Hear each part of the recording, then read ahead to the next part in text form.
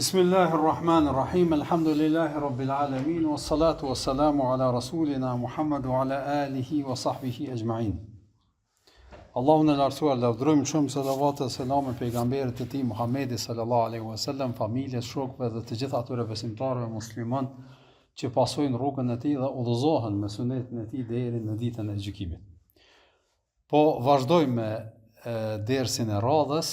Javën e kaluar kemi shpjegu atë fazën me të cilën është ballavaçuar pejgamberi sallallahu alaihi wasallam me vdekjen e dy njerëzve më të afërt të tij, që ka qenë fillimisht Ebu Talibi, pastaj edhe gruaja e tij Khatixheja, që vërtet për Muhammedin sallallahu alaihi wasallam ka qenë një fazë ose një situatë, një rrethon shumë e mërzitshme, krahas humbjes së të njerëzve të afërt, edhe njerëz që i ka dashur, po në njëjtin kohë ka qenë edhe rrethana se me të vërtetë këta njerëz kanë qenë që edhe e kanë përkrahur më shumti në misionin e tij si pejgamber i Allahut të Madhërisht. Prandaj ka qenë e vështirë për të dhe është ballavaçuar me vështirësi të mëdha.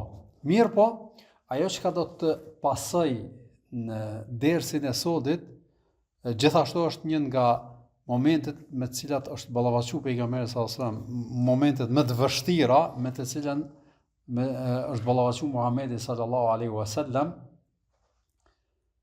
për faktin se Aisha radiallahu ta'ala anha me një rast, masi që është bë hijreti, masi që ka kalu një kohë e jetës në Medinë, e vetë Aisha Muhammedin sallallahu alaihi wasallam thotë: "O i dërguari i Zotit, thotë, a ke pas ndonjë ditë më të vështirë se ditën e Uhudit?" Ju e dini, dita e Uhudit, do ta shpjegojmë kur vim tek ajo rrethon, ka qenë me të vërtetë e vështirë për Muhammedin sallallahu alaihi wasallam, është plagos edhe vet ai, edhe kanë humbë luftën, gjithashtu kanë rënë dëshmor një numër i madh i muslimanëve, o konë situatë shumë e vështirë, edhe Aisha e din që o konë shumë e vështirë, po tash gjatë bisedës me burrin e saj, thot: "A ke pas në një kohë që o konë ma shtirë se qajo?" Se si pas Aishës, do mund s'ka mundësi me konë ma kesh se qajo situatë dhe qajo rrethon.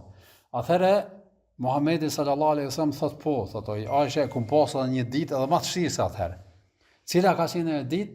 Është më ajo dita për cilën do të flasim sot, dita kur ka shku në Taif, dhe ballavaçimet dhe vështirësitë me të cilat është ballavaçuar aty. Kjo është do të thotë dita më e vështirë, edhe momenti, me thonë, s'po thojmë dita, për arsye se kanë qenë respektivisht 10 ditë janë kanë pyetje, udhëtimi, qëndrimi, kthimi, janë 10 ditë, po momenti më i vështirë është kur është dëbu prej Taifit edhe në nënçmimin gjuajtjen me gur që ja kanë bërë Muhamedit sallallahu alaihi wasallam. Dhe kjo ka qenë momenti ma i frikshëm, ma i tmerrus, ma i mërzitshëm që Muhamedi sallallahu alaihi wasallam e ka kujtuar në jetën e tij. E këtë do ta shpjegojmë inshallah me lejen e Zotit sonte, inshallah.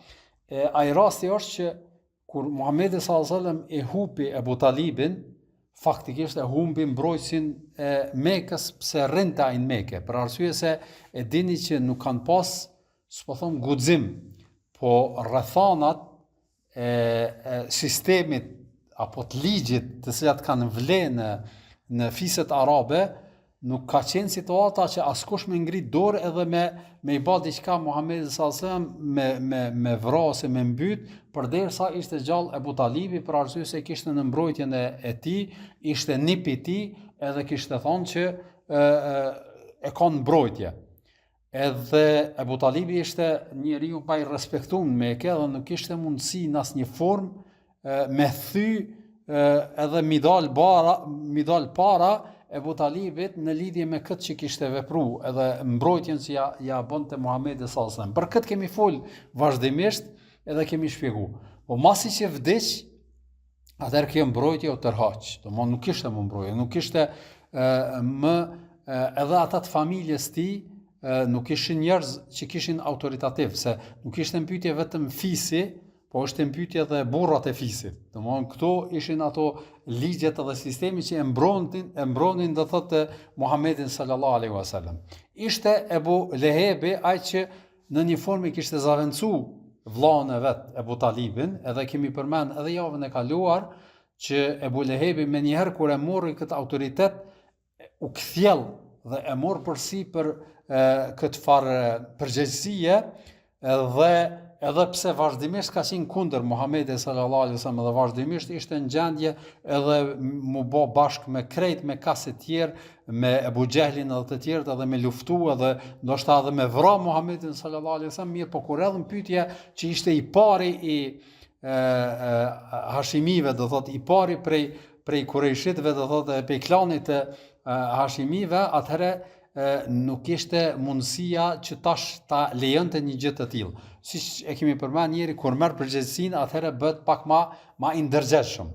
Edhe automatikisht kur erdhë në këtë situatë autoritetit, ka shku te Muhamedi sallallahu alaihi wasallam dhe i ka thonë: "O nipi i jam, do thotë djali i vllat, çashtu që ke jetu para kur ka qenë gjallë Ebu Talibi, do të jetosh edhe tash. Kështu që mos nuk do të guxoj askush me të sulmu, edhe unë do të mbroj." Do thotë ka marrë përsipër Ebu Lehebi, për arsye se kanë di veten përgjegjës se është autoriteti i fisit vet, edhe nuk ja ka lënë ndërgjegjja tash me përjashtu Muhamedit sallallahu alaihi wasallam në këtë mbrojtje.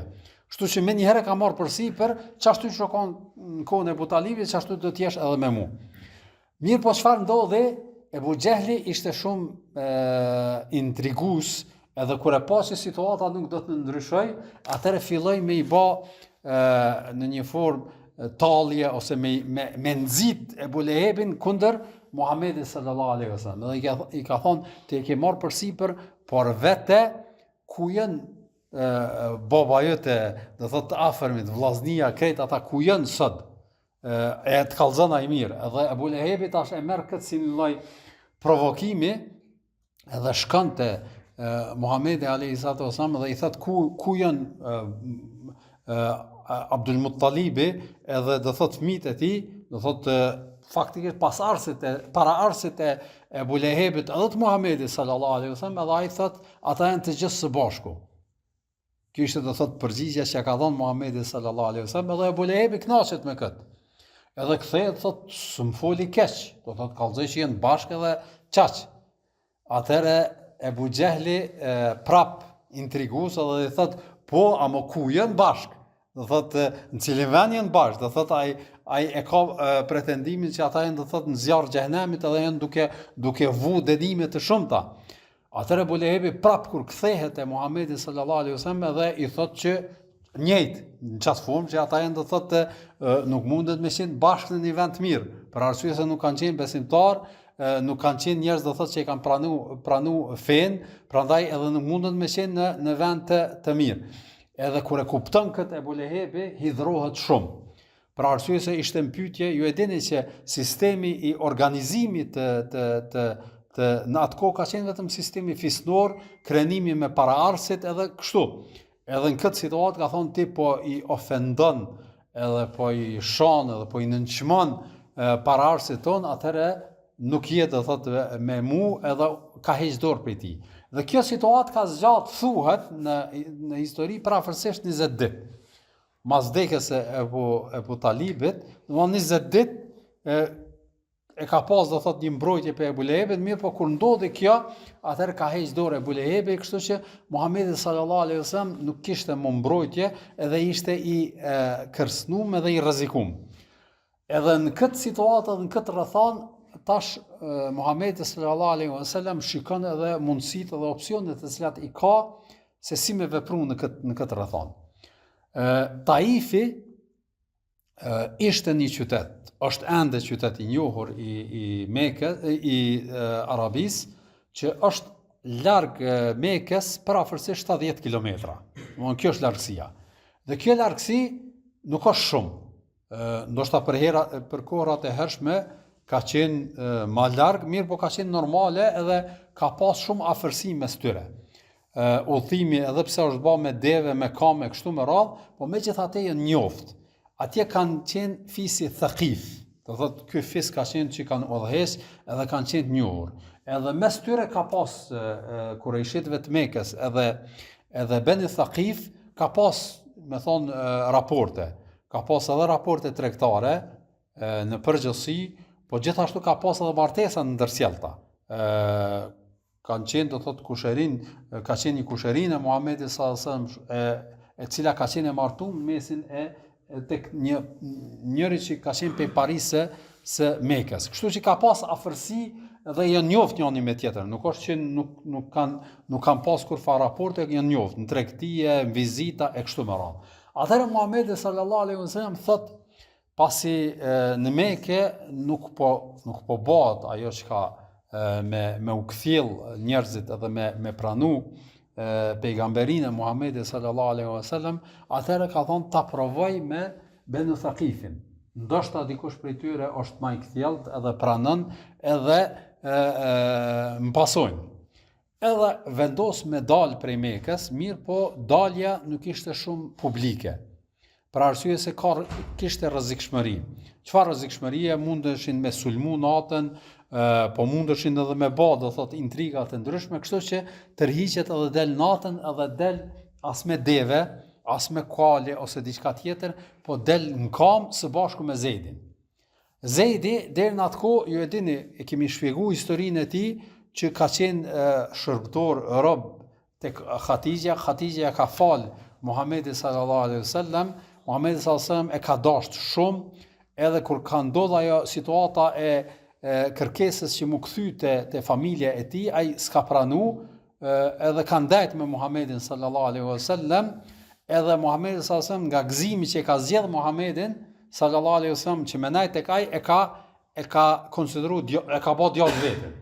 E keni parasysh, edhe i ka thonë që ky është djalë jam prej sodit e tutje. E në atë kohë ende nuk ishte ndalu adoptimi, kështu që e konsideronte Muhamedi sallallahu alaihi wasallam djalë vetën. Kështu që së bashku me Zeidin dalin. Edhe mos me ranë sy, po edhe dikush nëse i sheh, shumë normal me dal me njerit afërm, vetin, djalë tash faktikisht. Kështu që ka dal vetëm me të, jo me grup, jo me të tjerë, vetëm me Zeidin, edhe është nis për në Taif. Kur është nis në Taif, rrugën e ka bë, do thotë, kam, duke duke pushu e kështu me radhë, 70 kilometra, për sa prafërsisht një ditë ose kom fjalën 24 orë ose më pak, do thotë e ka bë atë udhtim dhe ka rrinë në Taif. Kur ka rrinë në Taif, aty kanë qenë që thash Benu Thaqif, nuk edhe këta sistemi nuk është që kanë pas udhëhes suprem. Tash ndash thuj mbret, ndash thuj sundus, ndash kryeplak, po kanë pas, do thot, njerëz autoritativa, sikur në Mekë. A e ki parasysh, kanë qenë disa, mundet me qenë njëri prej tyre më i dallumi, më i madhi, më i respektuemi, po jo që udhëhes me njerëzit ose me qytetin në përgjithësi. Njëjtë ka qenë edhe në Taif. Domthonë kanë qenë 3 persona të cilët janë konsideruar se personat më autoritativ, do thotë, të Benu Thaqifit, edhe ata në me veti me respekt ndërsjell, duke respektuar njëri tjetrin, do thotë kanë udhëhes, me thonë, me sistemin fisnor qytetin. Edhe Muhamedi sallallahu alaihi wasallam shkon te secili prej tyre, te tret. Mas pari shkon tek i pari që e ka pas emrin Abd ya Leil, që shtu do thotë e ka pas emrin prej Benu Thaqifit, edhe i tregon thirrjen, ja shpjegon çka don, edhe ai ishte me një fjalë i krenum, edhe e konsideron, do thotë, kjo me çfarë po i drejtohet Muhamedi sallallahu alaihi wasallam është i nënçmuar. Edhe i thot, me ditë që jeti pejgamberi i Zotit, shkoj edhe e coptoj atë mbulojën e qabës me dur e çky krejt. Do thot, nuk pranej, do thot, diçka që me kon ti njeri i zgjedhur i Zotit. Faktikisht pejgamberi i Zotit. Çaq refuzues edhe çaq nënçmues ndaj Muhamedit sallallahu alaihi wasallam. Pastaj shkon te tjetri, edhe kur i afron tjetrit edhe ai ishte nënçmues, edhe ofendues ndaj Muhamedit sallallahu alaihi wasallam, edhe i thot, a Zoti Allahu do thot nuk paska gjet kërkun me dërgu veç ty.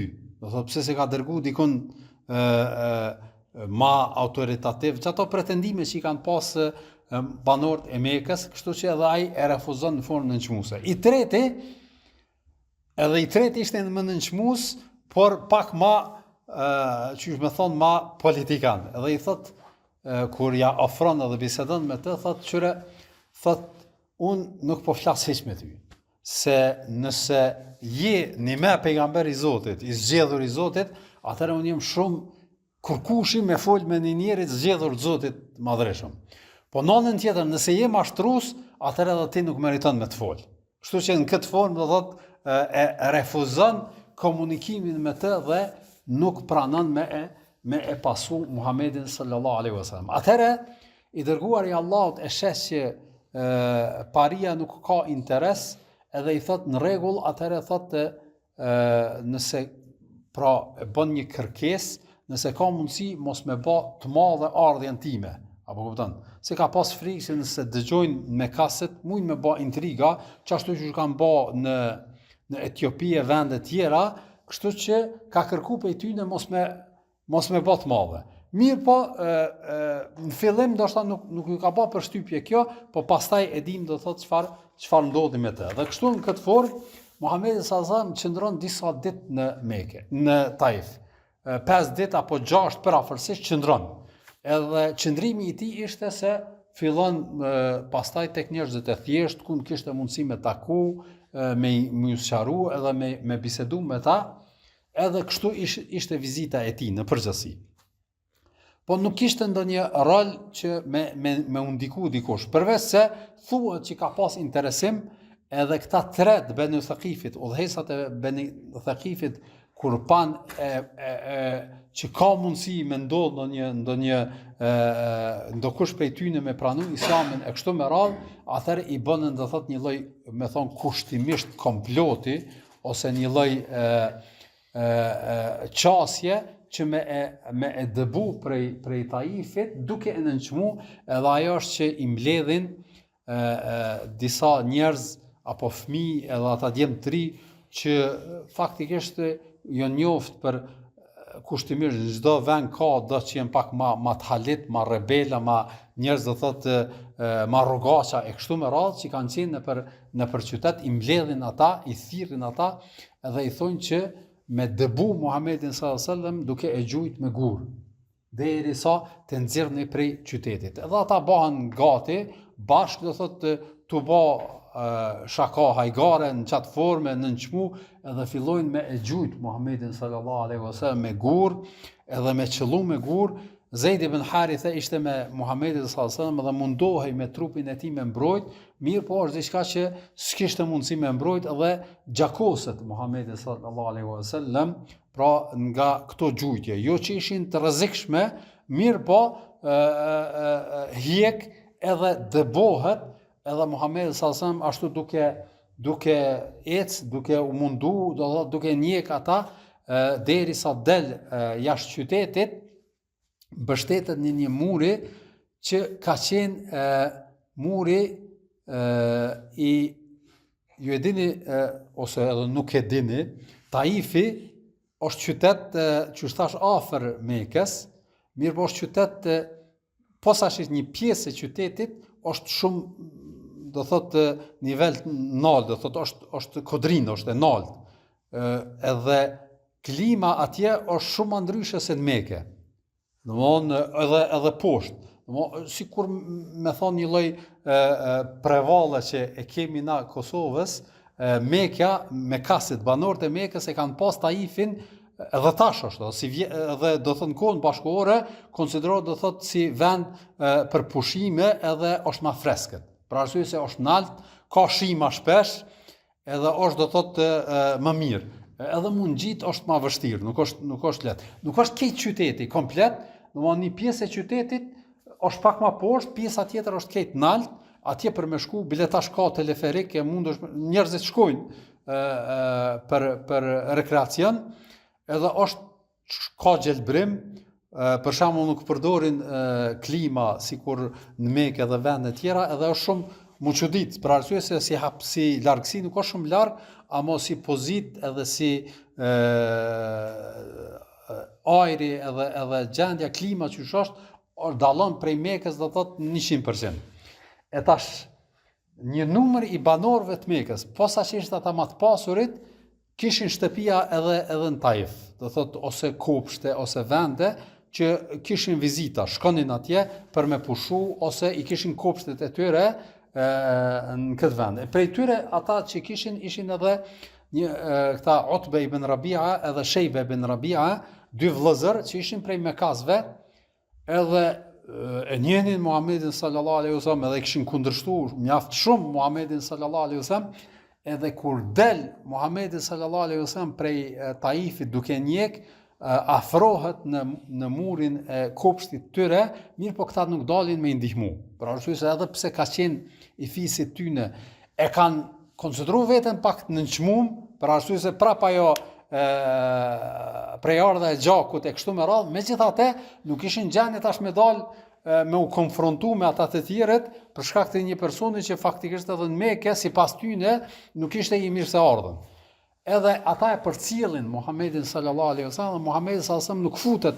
Në disa transmetime thuhet se është fut në kopshtin e tij, mirë po në disa thuhet që është afru, pastaj ka vazhduar rrugën edhe te një pemë afër ulet edhe fillon me pushu Muhamedi sallallahu alaihi wasallam. Edhe kur fillon me pushu ishte Zejdi së bashku me të, i lodhun, i raskapitun, po gjithashtu edhe i sulmum nga këta njerëz, edhe vjen këta dy vllaznit që e shohin Muhamedit sallallahu alaihi wasallam prap ju dhimbset. Edhe e urdhrojnë një shërbëtor që e kishin këta me marrë një kalavesh të rrushit, edhe mi aqu, ka thonë çoja çati njeri që është ul atje që e let han. Për arsye se megjithatë kanë shprehur një lloj afërsie se ishte do thotë njeri tyne. Jonat shkallën për me mbrojt, po mi aqu bile spaku let han diçka. Edhe ky shërbëtori e ka pas emrin Addas. Edhe nuk ishte prej arabëve të Mekës, domthonë të Gadishullit, po ishte prej Irakut. Po ishte rob tek ta, punëtor tek ta, edhe ky e merr atë edhe ja çon Muhamedit sallallahu alaihi wasallam, edhe ja ofron edhe thotë urdhno ha prej kësaj, pra është dhuratë për ty. Edhe Muhamedi sallallahu alaihi wasallam e merr. Ju e dini që Muhamedi sallallahu alaihi wasallam sadakan e ka pas ndalum, nuk ka hangër prej sadakas, kurse dhuratën e ka pranuar. Edhe e merr Muhamedi sallallahu alaihi wasallam, edhe fillon me hangër, edhe kur e shtin gojë, thot bismillah. Ose disa thonë thot bismillahirrahmanirrahim, po e dëgjon ky Addasi edhe çuditet. Për arsye se ky Addasi ishte i krishter. Nuk ishte i dhujtar sikurse banorët, sikurse Mekasit ose arabët e Gadishullit, pra ishte prej Irakut, edhe ishte i krishter. Edhe kur e nin, çuditet. Edhe thot çka po ni, do thot që po e përmend Zotin edhe po në këtë formë që nuk e kum ni tek njerëzit tjerë këtu. Është fjala do thot nga Gadishull. Edhe Muhamedi sallallahu alaihi wasallam thot pse i ka ti? Thot un jam prej Ninawa, është do thot një vend afër Irakut, thot prej atjehit jam. Atëherë Muhamedi sallallahu alaihi wasallam thot ti je prej vendit të Yunusit alayhis salam. Edhe ky Addasi tash edhe më shumë çuditet. Thot pse ku e njeti, ku pe njeti Yunus ibn Metta, ku e njeti Yunusin, atëherë thot e njeh Yunusin për arsye se është vllai im, ai ishte pejgamber edhe unë jam pejgamber. Edhe kur i dëgjon këtë lajme, Addasi aq shumë çuditet, aq shumë do thotë entuziazmohet, sa fillon m'ia puth këmbët edhe durt, edhe kryt Muhamedi sallallahu alaihi wasallam, edhe e pranon si pejgamber. Edhe ata dy vllaznia që e kishin qu këtë shërbëtorin, do thotë robin e tyre, çuditën.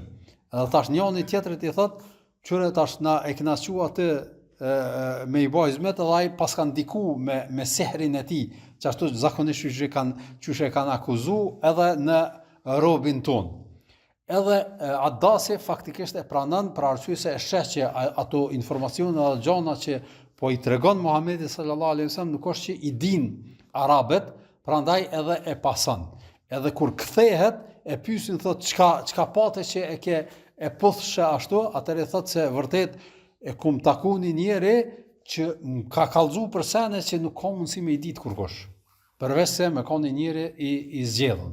Edhe kjo është do thotë ndodhia e cila ka ndodhur në fillim, edhe në një transmetim të Buhariu tregohet që pra atë që përmena kur i tregon Aishës që vërtet koha edhe momenti më i vështirë për mua ka qenë momenti kur më kanë dëbu edhe më kanë gjujt me gur banorët e Taifit, thotë që kum ec ashtu derisa kum ardh Qarnu Thalib. Qarnu Thalib është një vend që prafërsisht prej Taifit është afër 6-7 kilometra. Do thotë largësia. Thotë kum ec çat do thotë largësi duke i hutum edhe faktikisht i mërzitun edhe do thotë nuk ka qenë vetvetja Muhamedi sallallahu alaihi wasallam nga ajo rrethon edhe nga ajo përjetim të sën e ka bë. Sa që thotë kur e kum pa veten në Qarnu Thalib, do thonë çat vend që është njoft me çat emër. Thotë çash e kanë një veten keq edhe ka një veten në shumë sa që ka ec edhe ka qenë i vetëdijshëm derisa ka rrinë atë vend. E thotë kur ka rrinë atë vend pastaj ka bë dua Muhamedi sallallahu alaihi wasallam. Mirë, po para se me përmend duan, po du me bë do thotë një paralelizëm në këtë se vërtet përjetimin të sën e ka bë Muhamedi sallallahu alaihi wasallam në Uhud, ashtu që përmendëm, ka qenë shumë i vështirë. Për arsye se është plagos, i ka thyrë do thotë dhëmballët e tij, ka qenë do thotë tendenca sulmit ndaj tij, saqë edhe aq është sulmu Muhamedi sallallahu alaihi wasallam, një grup i mushrikëve kanë menuar që e kanë myt. Çaq ka pas situata dhe vështirë. Megjithatë, Muhamedi sallallahu alaihi wasallam e tregon do thotë këtë rrethon të Taifit që ka qenë më e rëndë se çajo. Pse? Për arsye se këtu vuajtja ndoshta nuk ka qenë fizike në të njëjtën shkallë sikurse ka qenë në Uhud, apo? Ama vuajtja psiqike dhe shpirtërore ka qenë më e rëndë. Që nënkupton njëri që ka herë shpirtërisht dëmtohet edhe shpirtërisht qysh me thonë i shkaktohet e keqja ajo psiqike dhe kuptimore ma e madhe bëhet edhe qëndron në mendjen edhe logjikën edhe fiton me thonë kushtimisht traum se sa me qenë do thotë një sulm fizik që ndin dhimbje sikur se sulmi, plagosja e kështu me radhë. Atë e shohim se edhe te Muhamedi sallallahu alaihi wasallam qysh ka ndiku kjo, aq ka ndiku kjo te Muhamedi sallallahu alaihi wasallam saqë kur e ka krahasu me Uhudin, edhe pse ka pas vështirësi fizike më të mëdha, edhe dëmtim, edhe humbje e kështu me radhë, megjithatë nënçmimin dhe poshtrimin edhe ofendimin edhe qasjen edhe trajtimin që ja kanë bë banorët e Taifit në atë situatë, e ka bë që këtë me konsideru më të vështirë se sa luftën e Uhudit. Që jep me kuptu që do thotë ka herë mundimi shpirtëror dhe psiqik dhe kuptimor është më i rëndë tek njeri se sa mundimi apo vështirësia fizike me cilën mundet mu ballavaçu. Për arsye se kjo lën trauma më shumë. E kjo është e rëndësishme me pas parasysh njeri edhe në raport me të tjerët në përgjithësi, por edhe për veten e tij edhe përjetimet të cilat i ka dhe trajtimin që duhet mi bë do thotë gjanave në përgjithësi. Pastaj Muhamedi sallallahu alaihi wasallam thot kur ku morën Qarnu Thalib, thot i ku ngrit durt edhe e ka bën një dua. Kjo dua e cila përcillet nga Muhamedi sallallahu alaihi wasallam ka tash trajtimet e ulemat, a është i sakt apo s'është i sakt zinxhiri transmetuesve e kështu me radhë. Megjithatë, vërtet fjalët të cilat thuhen aty kuptohet që vërtet kanë ardhur prej fjalës prej gjuhës së Muhamedit sallallahu alaihi wasallam. Duaja kuptimin tash po e përmend atë që kam arrit me mbajt mend, edhe pse duaja është shumë e njohur, thash edhe një herë ka trajtime, ka disa ulemaja pak më rigoroz se është transmetimi sakt apo jo, për shkak të zinxhirit transmetuesve. Megjithatë, shumica e ulemave e përmendin edhe theksojnë që vërtet ato fjalë që janë përmendur në të janë do thotë fjalë që burojnë nga gjuha e pejgamberit sallallahu alaihi wasallam. Ajo është do thotë që i drejtohet Allahut Madhërisëm që vërtet o Zoti jam, do thotë ty po drejtohena edhe ty po të mbështetna, edhe faktikisht thotë nëse ty nuk të lutna edhe nëse ty i thuhet ilejke shekwa në gjuhën arabe, ty po të ankohna, po zakonisht e ne kur them po të ankohna është për qëllim një ankim me një lloj, me thon kushtimisht rebelimi ose një lloj refuzimi, nuk e ka këtë kuptim në dua, në kuptimin dua i ankesës është do thotë duke e pranu edhe duke bë sabër, duke duru, jo duke refuzu ajo që i ka ndodhur. Por domthon ka dallim kjo, te na o anku kur thot është një lloj refuzimi pse pi ndodh ai. Në gjuhën arabe ose në dua zakonisht që është përmend edhe në hadithet pejgamberit sallallahu alajhi wasallam kur e sqarojnë, thonë është duaja, është ankesë me pranim edhe me sabër. Do thotë jo me refuzim të asaj që i ka ndodh njerit në atë rrethon edhe në atë situatë. Atëherë i drejtohet Allahut Madhërisëm, thotë nëse ti nuk merr mu përsipër me mbrojt edhe me mrujt edhe unë mu të drejtu ty, atëherë kah mu kthyuna, s'kam ka kthena, a mu kthy tek ai i cili është i largët, i cili është në gjendje me më shkatru, ose ai i afërt i cili nuk ka në dorë kur gjë e kështu me radhë. Një pjesë e duas gjithashtu është thotë edhe unë jam i bindur që vetëm nëse e di që ti o Zot je i kënaqur me mu, atëherë unë për sende tjera nuk jam dert. Me një fjalë, pavarësisht am kanë nënçmu, pavarësisht am kanë dëmtu, pavarësisht am kanë gjujt me gura, çato që më kanë bën njerëz të tjerë, edhe çfarë do situatë dhe çfarë do rrethane të vështirë edhe të keqe që mundem mu gjind une, nëse e di që ti je i kënaqur, atëherë për mu do thotë kur gjë s'kam pesh. Do thotë unë jam i kënaqur edhe i gëzuar për arsye se nëse vetëm e di që Allahu do thotë Zoti është i kënaqur me mu, atëherë çdo sen tjetër për mu do thotë nuk ka kurfar peshe.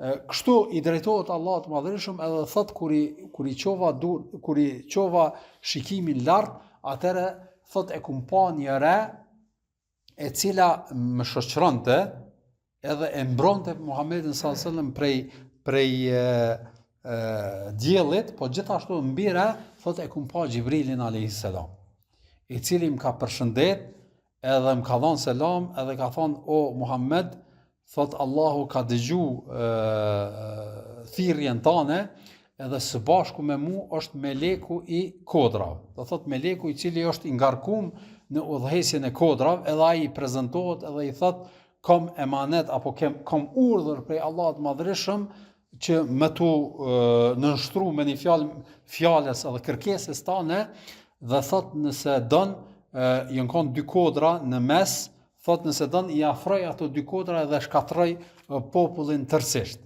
Atëherë Muhamedi sallallahu alaihi wasallam, edhe pse ishte i nënçmuar, edhe pse ishte i gjujtur me gure, gjitha ato vështirësi të cilat nuk kanë nxjerr nga gjuha e tij asnjë fjalë me të cilën do të realizojë diçka ndonjë dënim ndaj këtyre njerëzve.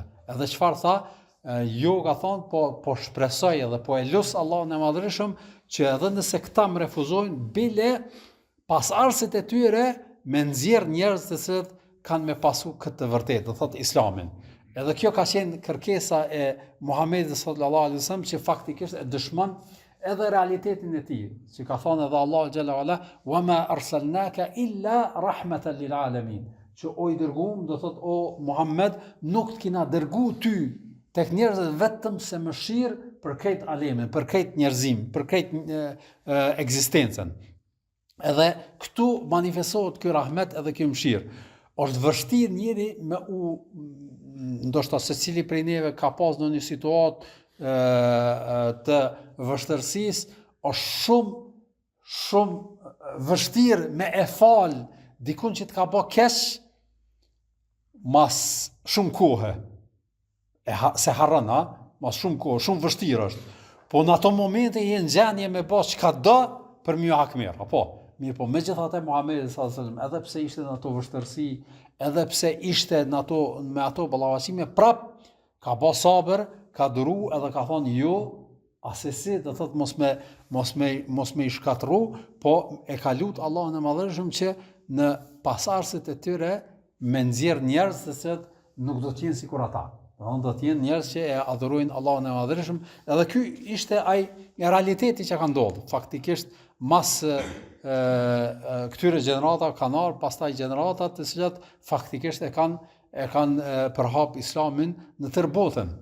Edhe kjo njihet edhe nuk janë sahabët, është e vërtetë që sahabët kanë marrë pjesë, mirë po gjeneratat të cilat kanë ardhur mas sahabëve që kanë qenë tabiinët, janë ata të cilët faktikisht e kanë përhapë Islamin prej atje Spanje deri në Kinë.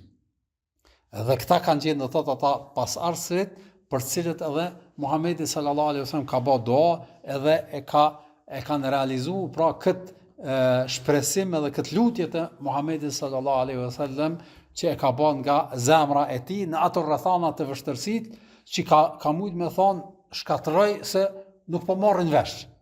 Jo mu nuk shtu e ashtu e s'po dojnë faktikisht hiqi prej rruzit të kësor për arsye se janë njerëz që s'po dojnë me njoftë Allahun e Madhërisëm. Megjithatë nuk ka dashur, edhe se ka bë këtë lutje edhe se ka realizuar këtë që me i shkatru edhe me ndodh ajo më e keqe atyre njerëzve të cilët e kanë nënçmuar edhe kanë refuzuar Muhamedit sallallahu alaihi wasallam.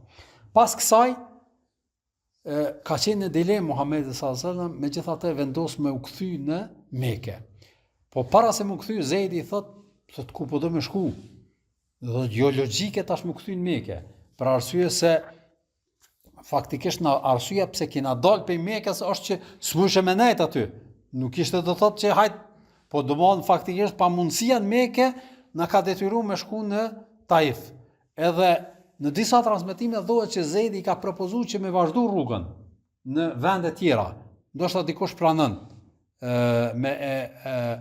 me afru edhe me mbrojt Muhamedit sallallahu alaihi wasallam, me vazhdu do thotë vende tjera. Mirë po nuk e zgjedh Muhamedi sallallahu alaihi wasallam këtë që me vazhdu me një fjalë hijretin, kudo që të ecë, kudo që të mundet me arrit. Por nuk e zgjedh këtë propozim Muhamedi sallallahu alaihi wasallam edhe vendos me u kthy. Mirë po gjatë kthimit tash nuk ishte lehtë me u kthy. Për arsye se kthimi ishte i ballafaqoi me rrezikun që mund të sulmohej dhe mund të vritej dhe kurkush mos më dhon pas pare për të. Ata muslimanë të cilët mund ta mbronin ishin të gjithë robër, dikush që ishte më i fortë edhe që ishi i lirë kanë shkuar në Habeshe, do thotë në Abisinia, po. Ata që ishin aty shumica dërmuese të tyre, edhe pse ishte një numër, nuk ishte një numër i madh, ishin çka? Ishin njerëz që ishin robër ose njerëz pa autoritet që s'ishin mundësi me bë diçka. Edhe ishte kështu situata si ishte, edhe vendos Muhamedi sallallahu alaihi wasallam edhe e dërgon tek një person që kishte autoritet në Mekë, që ka pas emrin Akhnas ibn Shariq. Edhe kërkon Akhnas, edhe ky ka qenë Parisë me kasve, jo prej kurejshitëve më veçantë, do thot atje, po prej me kasve,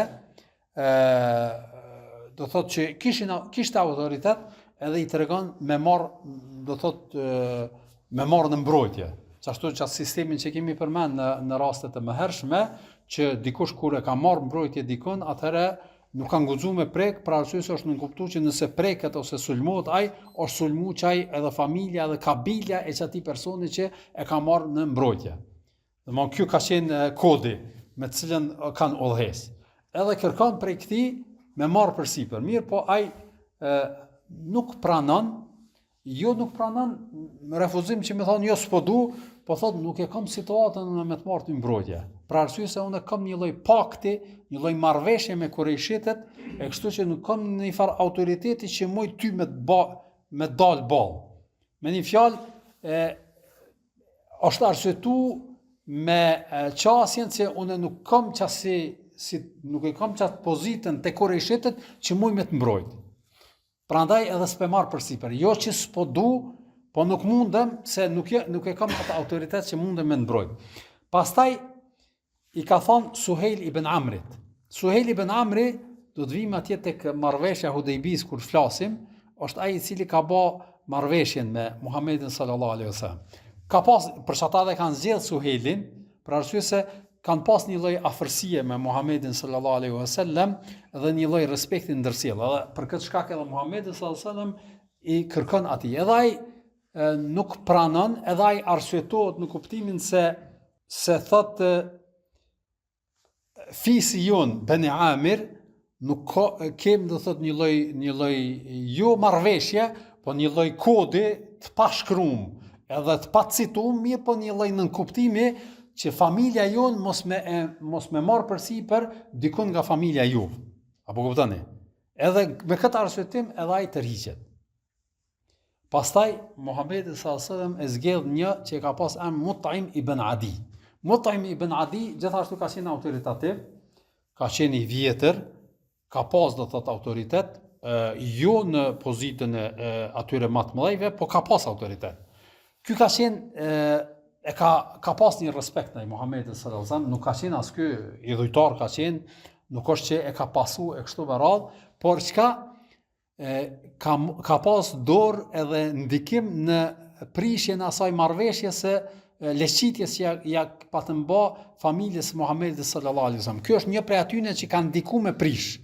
Për arsye se ka pas afërsi me Banu Hashim, edhe ka pas një lloj respekti edhe një lloj afërsie me ta që o kanë do thotë ma i afërt edhe kundër atyne zullumeve të cilat ju janë bë atij. Edhe kur ja dërgon Mut'imit, Mut'imi pranon. Mut'im ibn Adi e pranon edhe thuhet që i urdhëron ata djemtë e vet. Disa transmetime kanë thonë 4, disa tjerë më shumë, edhe e thot veshnu sikur njëri kur veshet për luftë, do thot ajo mburoja, arma, kali e kështu me radhë, edhe bëhen gati ata 4 vllazni, edhe thot shkoni merrni Muhamedit sallallahu alaihi wasallam prej atij vendi edhe futeni në Mekë duke mbrojt. Edhe shkojnë ta, e marrin Muhamedit sallallahu alaihi wasallam, edhe vjen te Mekë, vjen afër Qabës, edhe Mut'imi thot zakonisht ju e dini edhe Muhamedi sallallahu alaihi wasallam ka pas tradit me bë tavafin, thot apo do me bë tavafin edhe bën tavafin Muhamedi sallallahu alaihi wasallam, kur te kryen tavafin del Mut'imi edhe e bën çat deklaratën. E keni parasysh sistemin edhe kodin, edhe thot që unë prej sotit e kam marrë mbrojtje Muhamedin sallallahu alaihi wasallam, edhe do thot kush e nguc ata, faktikisht nga nguc mu. Edhe Ebu Sufjani ka qenë prezent. Ebu Sufjani prej parisë Mekasve dhe Kurejshitve thot a e ke marrë mbrojtje edhe je pasusi ti apo veç që ke marrë mbrojtje? Që do më thonë a je bo muslima? Jo, thot unë e ku marrë vetëm mbrojtje, nuk jam fen e ti. E thot nëse është kështu, atëherë në rregull. Për arsye se po të ishte në fen e ti, me një fjalë, atëherë nuk do të vlente ky kod. Për arsye se do të bëjshin tjera qasje. Mirë po përderisa e ke marrë në mbrojtje, edhe nuk jetu në fen e ti, atëherë ky kod vlen. Edhe ja kanë pranu, edhe faktikisht mas kësaj ka shku Muhamedi sallallahu alaihi wasallam në shtëpinë e tij, edhe nuk ka pas ndonjë refuzim ose kundërshti pse mu kthy Muhamedi sallallahu alaihi wasallam në Mekë. Dhe këtu është ai urtësia ju e dini kur kemi fol edhe tek Ebu Talibi, pse Allah xhallahu nuk ja ka mundsu me pranu Islamin, për arsye se ka qenë një lloj sigurese për me mbrojt Muhamedit sallallahu alaihi wasallam. Për arsye se nëse vjen situata e Islamit, atëherë ndryshojnë edhe qasjet e Kurejshitve. Edhe në këtë situatën e Mut'im ibn Adijit, para mendon të ishte në fenë e tij, nuk do të vente fare kjo mbrojtje. Për arsye se do të prishej ai kod me një person i cili është pasuesi i Muhamedit sallallahu alaihi wasallam, për arsye se për shembull nuk ka mujt me marrë mbrojtje Hamza, i cili ka qenë agja i tij, po për arsye se ka qenë musliman, edhe s'ka mundi me thonë Abasi ku ishte, apo që Abasi nuk ka qenë musliman, po Abasi ishte shumë djalë i ri, moshë shumë të re, që nuk kishte ndonjë autoritet që mundet me marrë në mbrojtje Muhamedit sallallahu alaihi wasallam. Prandaj edhe kështu ka ndodhur. Edhe Mutem ibn Adi faktikisht e merr në mbrojtje edhe rrin Muhamedit sallallahu alaihi wasallam deri në momentin që e bën hijretin. Do të flasim për këto, por Muhamedi sallallahu alaihi wasallam këtë situatë dhe këtë rrethon ja kanë ni për nerë edhe për respekt. Mutem ibn Adi do thotë vazhdimisht. Saqë në luftën e Bedrit ju e dini që ju nxon rob 70 i dhujtar, i kanë pas do thotë rob musliman. E keni parasysh. Edhe thot me një rast pejgamberi sallallahu alaihi wasallam, po të ishte gjallë Mutem ibn Adi. Edhe veç një fjalë ma kish thonë, për që ta rob, ka thonë 70 i kisha liru. Domthonë nuk e kisha, domthonë hese kisha diskutu. Për shkak të thot të punës edhe autoritetit edhe ndihmësës që ja ka pa Muhamedi sallallahu alaihi wasallam.